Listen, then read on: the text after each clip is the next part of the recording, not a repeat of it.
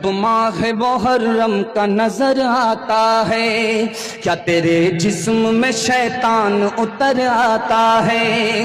تازیہ داری کو تیمور نے ایجاد کیا آن سے اور ہند میں آباد کیا، ہم منانے کا عجب ڈھنگ یہ ارشاد کیا، تیمور نے برباد کیا۔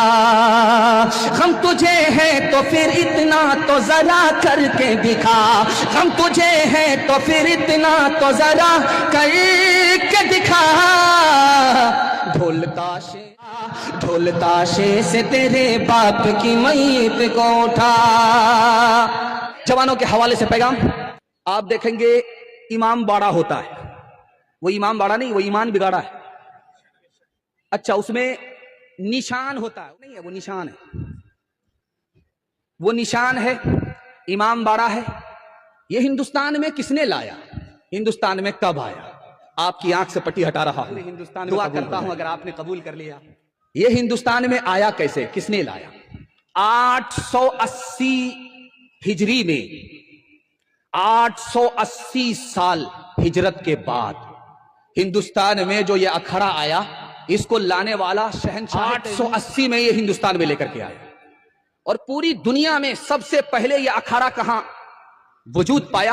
تو عراق میں 352 ہجری میں معیز الدولہ دیلمی نے، یہ بھی بادشاہ تھا، کرسی کے لیے اس نے ماتم کیا، ماتم کا جلوس نکالا، امام باڑا، نشان وغیرہ، جلوس، ماتم، اس کو رواج کیا۔ آج دیکھیے لوگوں کا کیا خیال بنا ہوا ہے کہ سفر کے مہینے میں نکاح کریں گے، ربیع الاول میں نکاح کریں گے، لیکن محرم میں نکاح نہیں کرتے، کہتے ہیں کہ یہ ماتم کا مہینہ۔ ارے اللہ کے بندے، آپ کو بتانے کے لیے جا رہا ہوں، 4 نکاح محرم کے مہینے میں ہوئے ہیں۔ اللہ کے رسول نے اپنا نکاح حضرت صفیہ رضی اللہ عنہا سے محرم میں کیا ہے، فاطمہ رضی اللہ عنہا کا نکاح علی سے محرم میں ہوا ہے، اور سیدہ ام کلثوم کی رخصتی حضرت عثمان کے ہاں محرم کے مہینے میں ہوئی۔ کربلا کے میدان میں امام حسین نے سیدنا قاسم کا نکاح پڑھایا، وہ محرم کا عاشورہ کا دن ہے۔ جب اتنے بڑے بڑے نکاح محرم میں ہو رہے ہیں تو ہم اپنے دل سے یہ باطل خیال نکالیے، محرم کا مہینہ نکاح کے لیے سب سے برکت والا مہینہ ہے۔ ہاتھ اٹھائیے، وعدہ کیجئے اپنی شادی، اپنے بیٹے کی شادی محرم کے مہینے میں کریں گے انشاءاللہ۔ اچھا غور کیجئے، جن کی شادی ہو گئی ان لوگوں نے بھی ہاتھ اٹھایا۔ اگر وہ دوسری اور تیسری کے چکر میں ہیں اور ان کی بیوی نے چینل کے ذریعے سے ہاتھ دیکھ لیا، تو جلسہ جب ختم ہوگا یہ گھر پہنچیں گے تو راتوں رات نیلے ڈرام میں پیک کر دیں گے اور سیدھے قیامت میں۔ آپ ہم کو آنکھ پھاڑ پھاڑ کر کے ایسے دیکھ رہے ہیں، مجھے ڈر لگتا کہیں آپ کی نظر نہ لگ جائے، لیکن میں بھی چلاک آدمی ہوں، دم کر کے بیٹھا ہوں، لگائیے کتنی نظر لگاتا۔ میں نے جب غور سے دیکھا مجمع کو تو میں دیکھ رہا ہوں بوڑھے کم ہے، بچے کم ہے، جوان زیادہ۔ میں اپنے جوانوں کے واسطے دل سے دعا کرتا ہوں، اللہ ہمارے جوانوں کو دین دنیا رات چگونی ترقی سے مالا مال فرمائے۔ میں کرسی پر نہیں بیٹھا ہوں، مسند رسول پر بیٹھا ہوں، اور اس وقت جو میں بات کر رہا ہوں آپ کی بھلائی کے لیے کر رہا ہوں۔ میں اپنے جوانوں سے ایک وعدہ لینا چاہتا ہوں، آپ صرف دارو سے بچ جاؤ، جوا سے بچ جاؤ، زنا سے بچ جاؤ۔ میں مسند رسول پر گارنٹی دیتا ہوں اللہ تمہارے پورے خاندان کو بچا لے گا انشاءاللہ۔ دارو پینے کے بعد نقصان کیا ہوتا ہے دکھاتا ہوں۔ ایک کتاب ہے، اس کا نام ہے روح البیان۔ اس کتاب میں لکھا کہ دارو چڑھایا، دارو اندر گئی، نشہ اوپر آیا، عقل سے پیدل ہو گیا، اپنے ہی چلو میں پیشاب کر رہا ہے، اپنے ہی چلو میں پیشاب کر رہا ہے، اور پیشاب کا پانی جب جمع ہو گیا تو منہ دھو رہا، اور منہ ہی دھو نہیں رہا ہے بلکہ دعا پڑھ رہا وضو کی، الحمدللہ الذی جعل الاسلام نورا والماء طہورا۔ اس کتاب میں لکھا کہ دارو اندر گئی، ایمان سے پہلے عقل گئی، اور پیشاب کو پانی سمجھا، اور اللہ کا پاک نام ناپاک پیشاب پر لیا، سینے سے ایمان چلا گیا، دھوبی کا گدھا نہ گھر کا رہا نہ گھاٹ کا۔ پہلے لوگ، پنکھا بند کر دیجئے، جتنا پسینہ چھوٹے گا اتنا ثواب ملے گا، پنکھا بند کر دیجئے۔ روح البیان میں لکھا ہے کہ پچھلے زمانے میں لوگ اتنے دیندار تھے، اتنے ایماندار تھے، ایک قطرہ دارو کا کنواں میں ٹپک گیا، لوگوں نے کہا اب اس کنویں کا کیا کرو گے؟ تو تمام گاؤں کے لوگوں نے کہا نہ رہے بانس نہ بجے گی، بانسری بند کر دو۔ ایک قطرہ دارو کا گر گیا کنویں میں، کہا کنواں ہی بند کر دو۔ اس کے بعد اس کنویں کا کیا کرو گے؟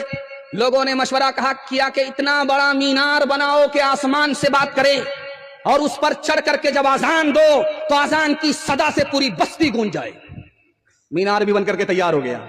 اب حضرت علی کو بلایا گیا کہ حضرت چلیے اس مینار پر چڑھ کر کے آپ اذان دے دیجئے. حضرت علی نے کہا وہ مینار کس پر ہے؟ کہا کنویں کے اوپر ہے. کہا وہی کنواں ہے جس میں ایک قطرہ شراب کا ٹپکا تھا. کہا ہاں. تو حضرت علی نے فتویٰ دیا میں زندگی بھر قیامت تک اگر زندہ رہا اس مینار پر چڑھ کر کے ایک اذان نہیں دے سکتا. اس ایک قطرہ شراب کی وجہ سے جب ایک قطرے کی نحوست کا یہ حال ہے پوری بوتل کا کیا حال ہوگا. بیٹا دارو نہیں پیتا لیکن دارو پینے والے کے ساتھ رہتا ہے.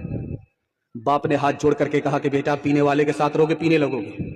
بیٹے کو غصہ آیا. کہا ابا وہ خراب ہے اپنی جگہ میں صحیح ہوں اپنی جگہ. باپ کو سمجھ میں آیا کہ یہ پورا پیدل اس کو سمجھانا پڑے. باپ نے کہا کہ بیٹا بھاگلپور جاؤ ایک پیٹی سیب خرید کر کے لاؤ. جب بیٹا ایک پیٹی سیب لے کر کے آیا تو باپ نے کہا چیک کرو کوئی سڑا ہوا تو نہیں. ایک دانہ سڑا ہوا نکلا. بیٹا جب پھینکنے لگا تو باپ نے کہا کہ پھینکنے کی ضرورت نہیں ہے وہ خراب ہے اپنی جگہ یہ صحیح ہے اپنی جگہ. پیٹی بند کرو 3 دن کے بعد دیکھو. اب جب 3 دن کے بعد پیٹی کو کھولا گیا پوری پیٹی سڑ گئی.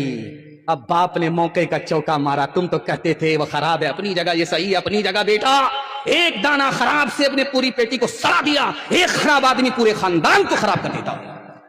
گلاسوں میں جو ڈوبے پھر نہ ابھرے زندگانی میں ہزاروں بہ گئے ان بوتلوں کے بند پانی میں. نہ کہ برباد اپنی زندگی بوتل کے دیوانے وہ کاٹے گا بڑھاپے میں جو بوتا ہے جوانی میں. یہ دارو کا پیالہ موت کا کڑوا پیالہ ہے ملا ہے زہر شربت میں چھپی ہے آگ پانی میں.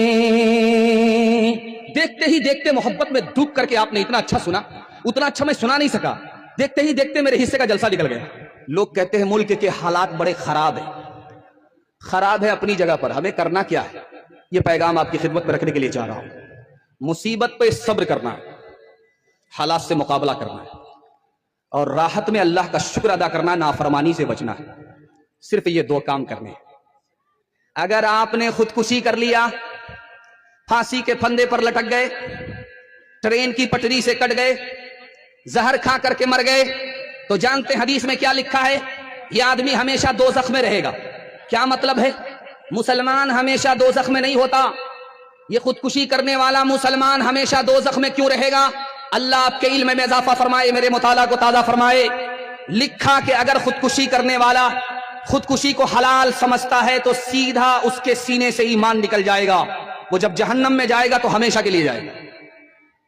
اور اگر اس نے حالات کا سامنا کیا نہیں صبر نہیں کیا صبر کا دامن ہاتھ سے چھوٹ گیا زہر کھا لیا پھانسی کے پھندے سے لٹک گیا تو جہنم میں جائے گا تو جلدی سے نہیں نکلے گا. جب سب لوگ نکل جائیں گے تب نکلے گا. اتنے لمبے سمے کے لیے اس کو جہنم میں جلنا پڑے گا. ایک بادشاہ گزرا ہے اس کا نام ہے سلطان محمود.